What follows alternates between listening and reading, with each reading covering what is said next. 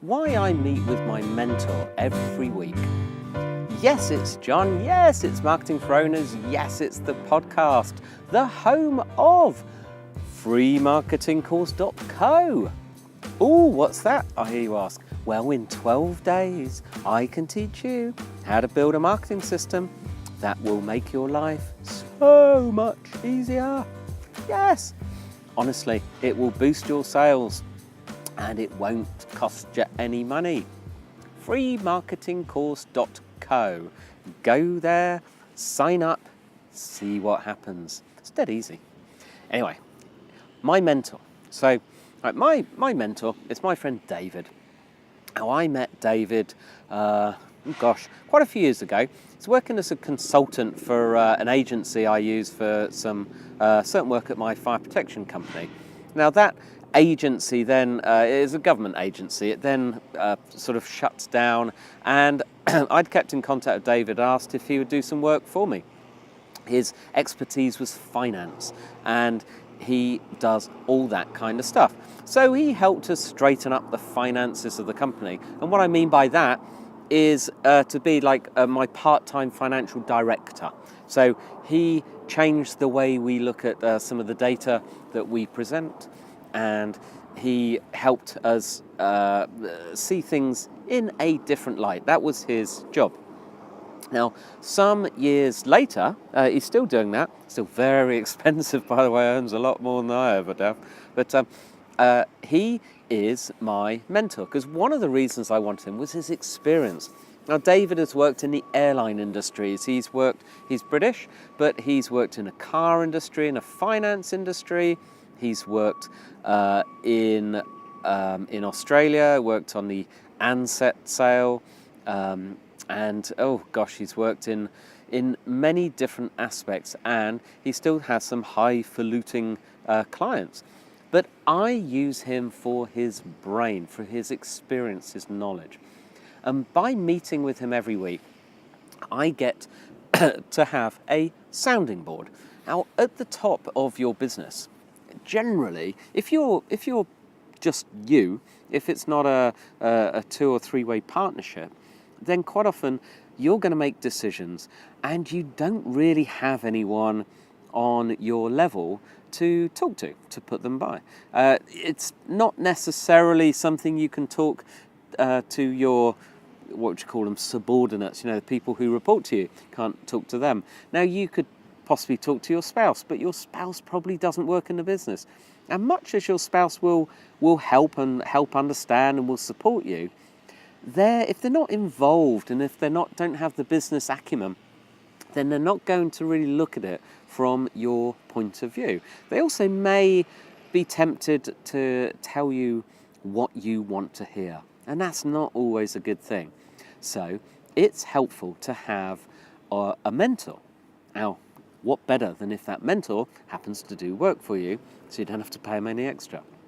But the way I work with David is that we will just discuss work. So we'll discuss our points. And by the way, when we meet out of the office, away from distractions, so that people can't interrupt us and ask about work stuff, because we are having a specific meeting about improving the business and the business's future.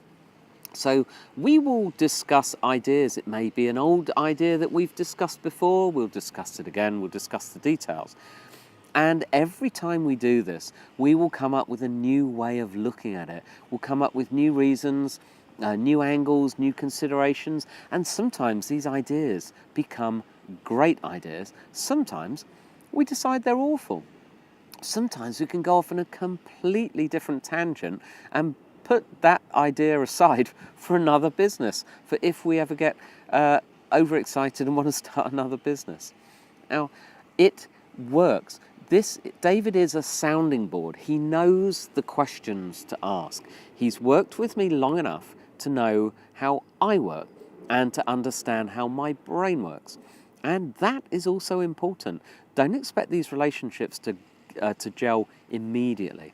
But a lot of what I do has been run by David, not in a way that he may realize, but I've bounced ideas off him And it's made me rethink my ideas, clean them up, tidy them up, and then possibly go with them.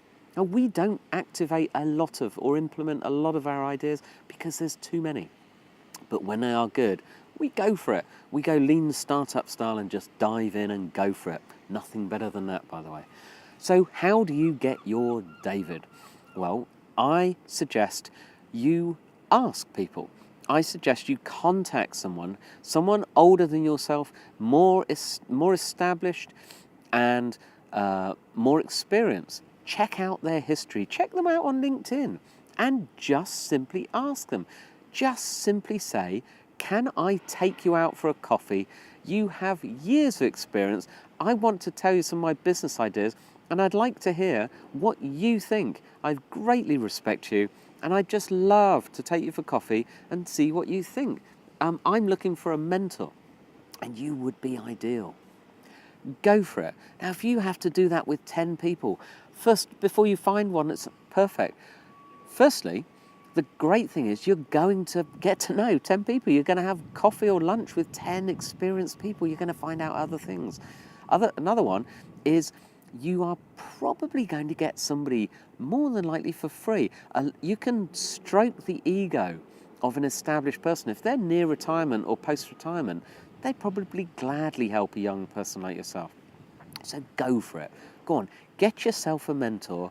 It will help. It can be a mentor for just marketing. It can be a mentor for running the business. It can be a mentor for improving your life. There are many, many ways. Go for it. Go on. Do yourself a favour. Anyway, it's Monday. It's a lovely Monday.